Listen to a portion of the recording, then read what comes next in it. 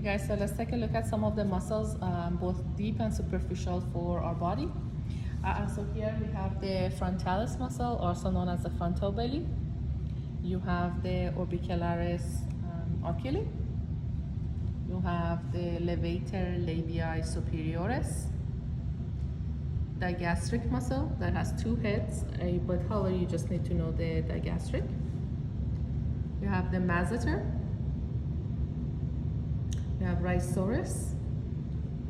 You have depressor anguli oris. You have depressor labii inferioris. You have mentalis. You have temporalis.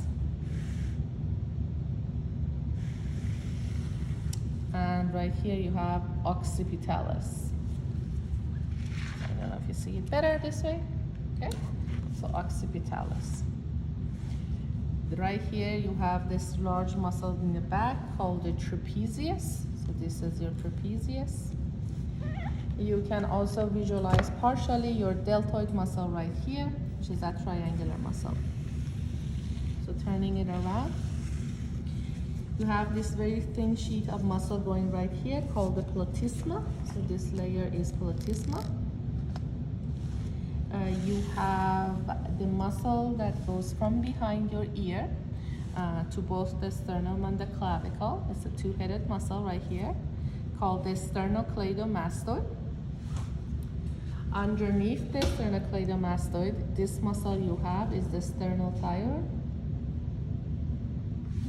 And if you look underneath your model, you have this muscle right here called the digastric muscle.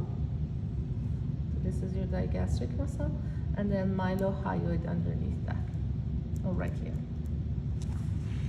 You also have in this model, what's also visible to you is your pectoralis major muscle right here. Again, both deltoid and pectoralis major are partially visible, but it is good for you guys to know them on this model as well. Now moving on to our arm model.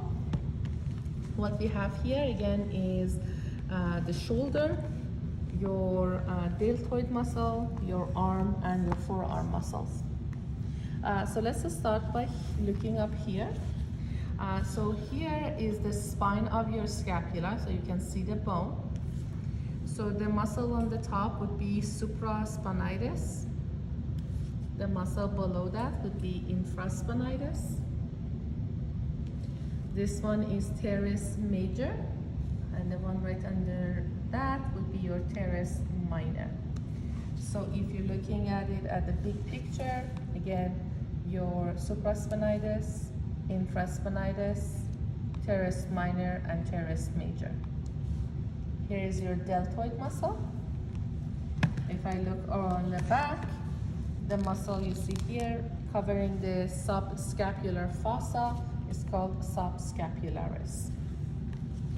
Now, when you look at your whole arm model, if you're looking at your arm model and you can see where your thumb is, the muscle that runs on that side, as the side of your thumb, would be your biceps brachii. And the muscle that is underneath that would be your triceps brachii. So biceps brachii and triceps brachii. The muscle you can see running between this is cocobrachialis. So this is your cocobrachialis. If I go ahead and remove my biceps brachii, you see a muscle underneath that. That is your brachialis. So biceps brachii, underneath it is brachialis. Going down to the forearm section, so you have holding again, see your thumb as your marker. So if you look at this, you have the muscle that runs on the side of your thumb, but it starts from your brachii region. So this muscle would be identified as brachioradialis. This one that kind of crosses as shorter, that's your pronator teres. Now the muscles we have on this side is your flexors. So you start with the first one, running on the side of the thumb, which is your radius side. This is called the flexor carpi radialis.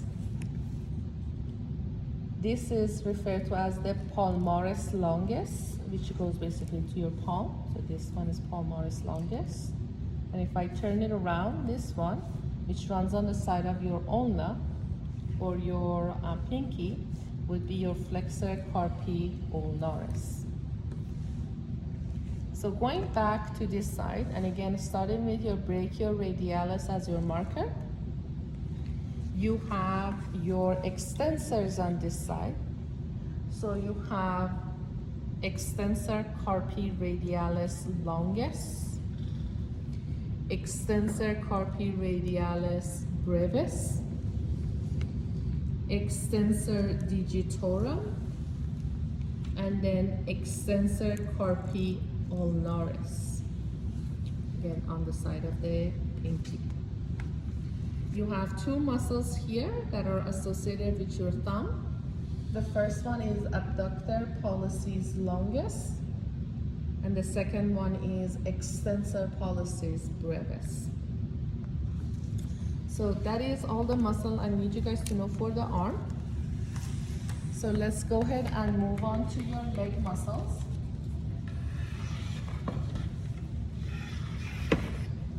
So for the leg muscles, we're gonna start from the top. So this is the anterior view of the thigh. So that's basically your quadriceps.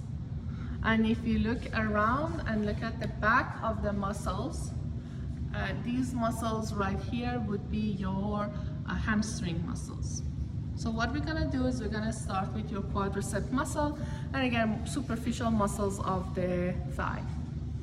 So what you have first is this muscle that kind of go in an angle, again starting from your lateral aspect of the hip, going to the inner aspect of the knee called the sartorius.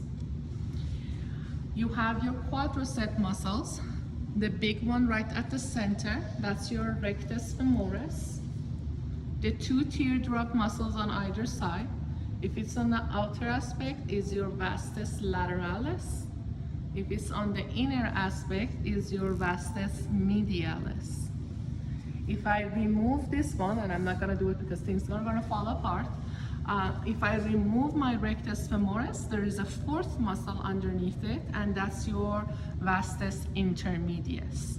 So that's gonna give you your quadriceps, or your four muscles of the thigh. Looking at this view, you have three muscles that you need to know here. Starting from up here, you have your pectineus, you have adductor longus, and you have adductor magnus. On the medial aspect of the thigh, you have your gracilis. So this one that's kind of parallel going in the medial aspect of the thigh would be your gracilis. Looking at the posterior aspect of the thigh, what you have is the hamstring, which are these three muscles right here. You have biceps femoris on the lateral aspect. You have semitendinosus on the medial aspect, and deep to that you have semimembranosus. Biceps femoris, semitendinosus, semimembranosus. Now going up toward the pelvic region, you have the hip muscles. The big one right here, that's your gluteus maximus. If you turn it around and go more lateral view, this one right here would be your gluteus medius.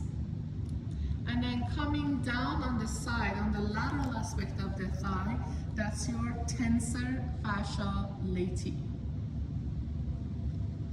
Coming down toward your leg, you have your calf muscle, this big one right here, that's your gastrocnemius.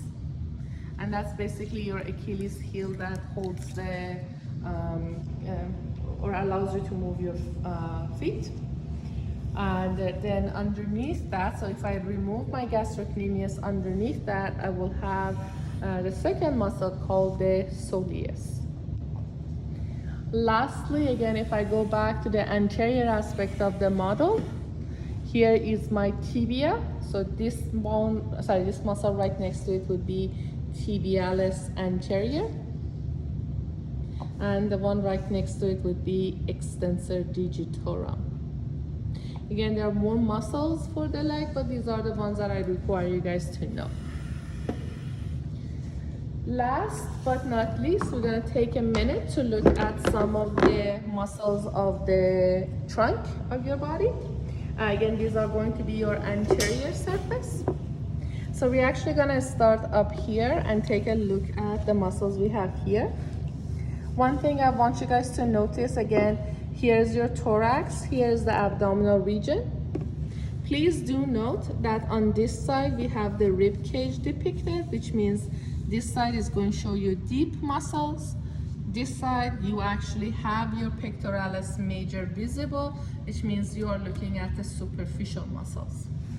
So here's your pectoralis major, this large muscle right here. On this side, underneath the pectoralis major, you have your pectoralis minor. At the center of the abdomen, you have these six packs, if you want to say, called the rectus abdominis. And on the superficial aspect, you have your external oblique on the sides.